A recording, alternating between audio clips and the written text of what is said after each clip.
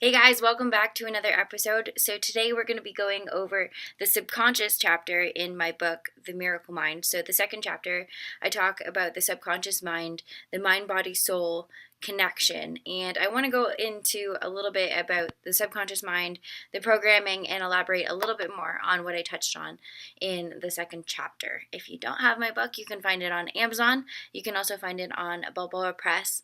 It's called The Miracle Mind, The Power of Self-Healing by Melanie Legend. So we often hear the mind-body-soul connection when we talk about yoga, when we talk about alternative healing modalities, but nobody really thinks about the connection or what that typically means. And I've been doing a lot of work on looking into words and looking into their meaning. And it's very fascinating as the words we choose to speak and the vibrational power behind the words and what they mean. And oftentimes we don't think about it. We go about our daily lives saying certain words, and we don't think about what's behind them, and that's very important because we know that we live in a reality that we are creating, and everything is vibrational mass. And our thoughts are creating our reality, and our words are creating our reality. And if we're not thinking about our thoughts and the words that we're using in the English language, then we're not really controlling, or not controlling, that's not the proper word, but we're not really creating the reality that maybe we want, or that is aligned with where we're trying to go. So if you haven't checked into that, I actually suggest that you do. I'll put a link in the description below so that you can look a little bit more into words and how that incorporates with spellcasting, which is actually very, very fascinating. But anyways, let's get back into the subconscious mind and look a little bit about around the relationship of the mind, body, soul, and the subconscious mind and how it plays a role. All right, so let's talk a little bit about the connection between the mind, body, soul, and how it relates to the planes and how we interact with it. So you've got your body, which I put on the lower plane, the physical plane.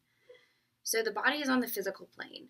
Now, the physical plane is anything that is matter. It's anything that we see. It's the plants, it's the environment, it's animals, it's our physical body. Things that we can touch is the physical plane, the things that we see. So I have the physical plane down here. And I like to use triangles because everything is geometric shapes, everything works in threes. And if you have a fascination for geometry and numbers, I suggest that you take a look at numerology, sacred symbols, and the relation to three. That's also a very interesting rabbit hole if you want to go down it. Okay, so we have the body and we have this mind, body, soul connection. So just above it, we're going to put the soul. So the soul is in the higher state. It's in what I like to call the metaphysical plane. So that's the plane that is vibrational, the energetic plane that we can't physically touch. It's not the physical plane of matter, but the vibrational plane of interconnected energy. So this is the metaphysical plane.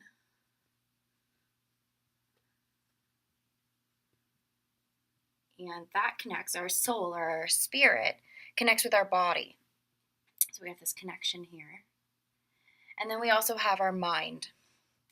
And the mind is a very interesting topic as well for those of you who have heard of heart math. You understand the interconnection between our heart, our physical heart, and the energy vibration that our heart gives off and attracts through intuition and spiritual practices. So our mind I like to put in the middle of the soul and the body because although our mind is a physical presence in the brain, it's also highly connected to our soul and our higher self, which is the vibrational metaphysical plane. So I connect the body to the mind and the mind to the soul. And I usually put a little dotted line here that interconnects so that we understand the difference between the physical plane and the metaphysical plane. Now, this is a graphic understanding of the mind-body-soul connection. It's not just something that we say, it's a physical representation of the energetic experience that we have in this human experience. And this is very interesting because this is where the subconscious mind kind of comes in. And this is where I want to take the opportunity to discuss the subconscious mind and the importance, again, of the words that we're speaking and the things that we're putting into our subconscious mind. So I'm going to erase that.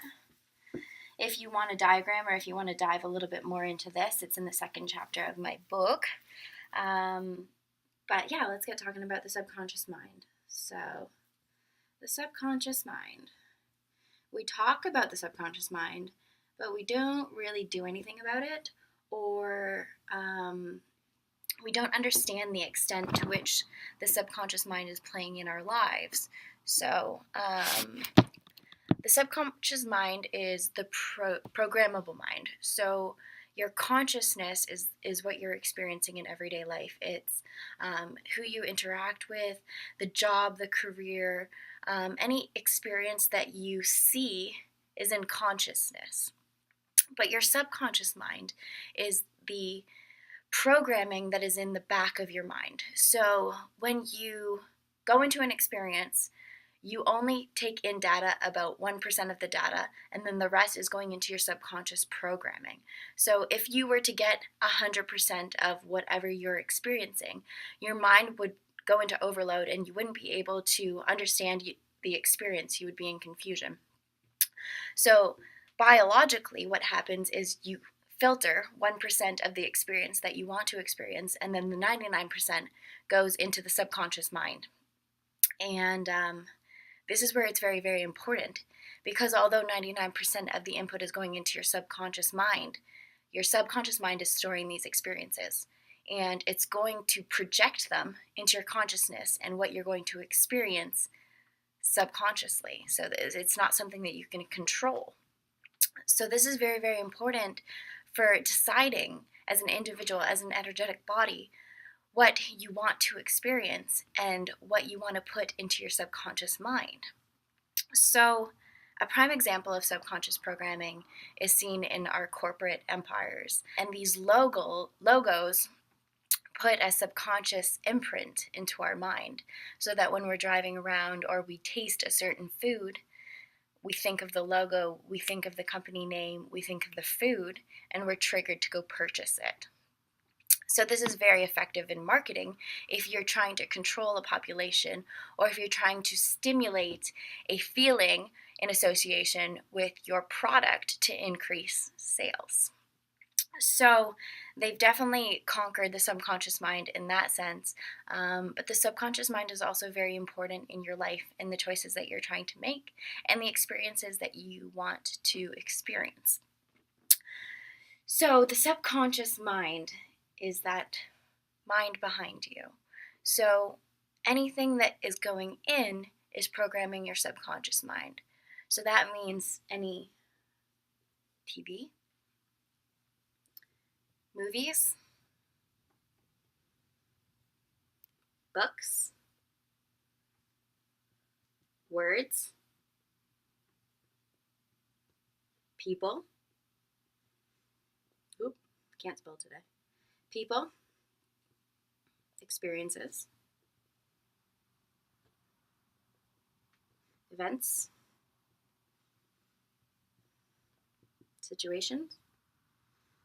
So everything in our daily lives is giving us a subconscious program.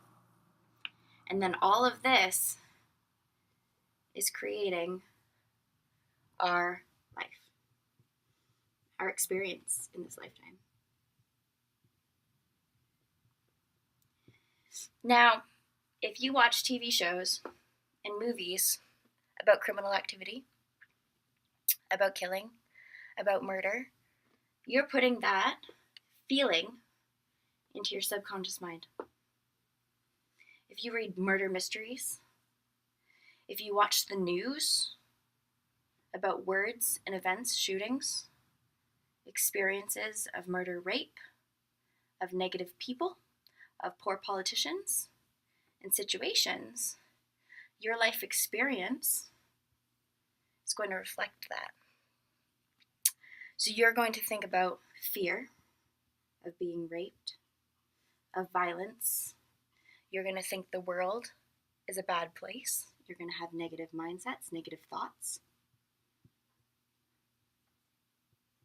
And in return, all of this is going to show up in your life. And it's what you're going to focus on.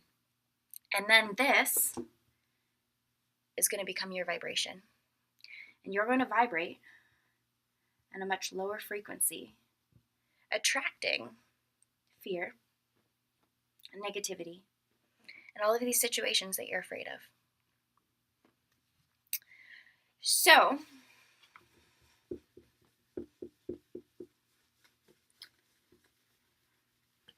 your subconscious mind is your greatest ally, should you choose to use it properly. The subconscious mind is the greatest or the best way to control another person.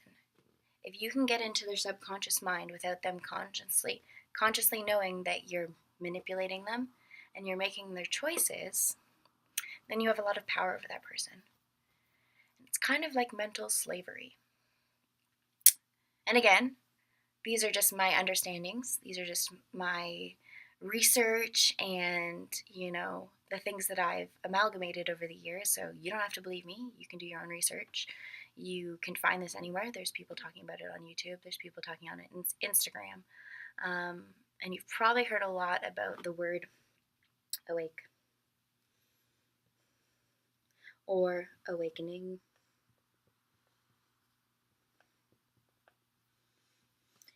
And a lot of times we associate this with spiritual mumbo jumbo, these crazy people that are awake or awakening. But what this really means is that to be awake, and actually there's interesting information in these words, because awake is something when somebody dies. Dead. Anyways, this is not my forte, so if you actually want to learn more about words and what they mean, I suggest going to Uplifting Humanity. He's amazing. He's taught me a lot. And he goes into further detail about this. But again, back to the awake and the awakening, it's an understanding of the subconscious program and the vibrational energy that is going into our minds and creating our reality despite our conscious efforts. And this holds a lot of power in the choices that we want to make in terms of consumerism. Who do we want to support? Do we want to support large corporations that don't support our environment, that don't support our people?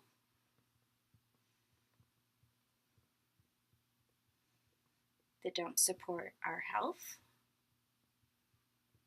Or do we want to go local that supports our people directly? That may be our eco-trade, supporting our environment.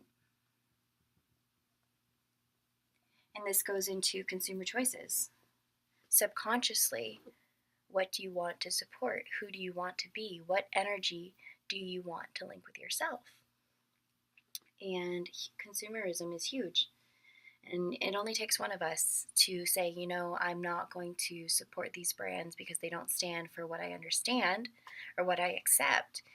And then you start purchasing these brands, and then more people follow suit, and then these brands can't survive because nobody's purchasing them. So then they have to change to this. And that's how change happens. So I think the key points here is I want you to know that there is a subconscious mind and that your conscious mind and your subconscious mind work together. And your subconscious mind is very easily influenced. And if you really want to have a say in how your life's going to pan out and the events that you're going to experience, then you need to think about what is going into your subconscious mind. And you need to start thinking about the TV shows and the movies that you're watching. And you need to think about the news and whether or not you want that in your mind. You need to think about the books that you're choosing to read and the people that you're choosing to be influenced by. And that means Instagram, Facebook, Snapchat. Are these people improving your lives? Or are they giving in to lower vibrational energies of gossip? You need to think about the people that you're surrounding yourself with. Are they negatively influencing your life, or are they positively influencing your life? I guess not. Are they negatively impacting your life or positively influencing your life? Is your work situation toxic, or is it positively influencing your life?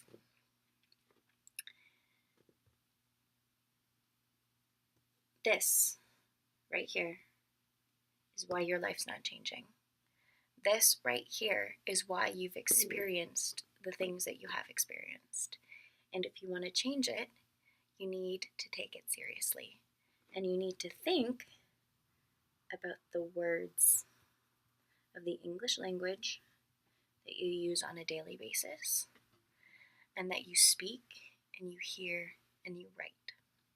Because those hold vibrational frequencies as to what you're going to experience. So I hope this was informative.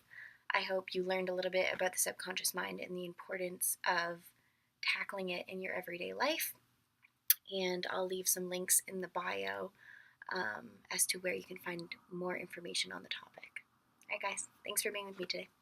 See you.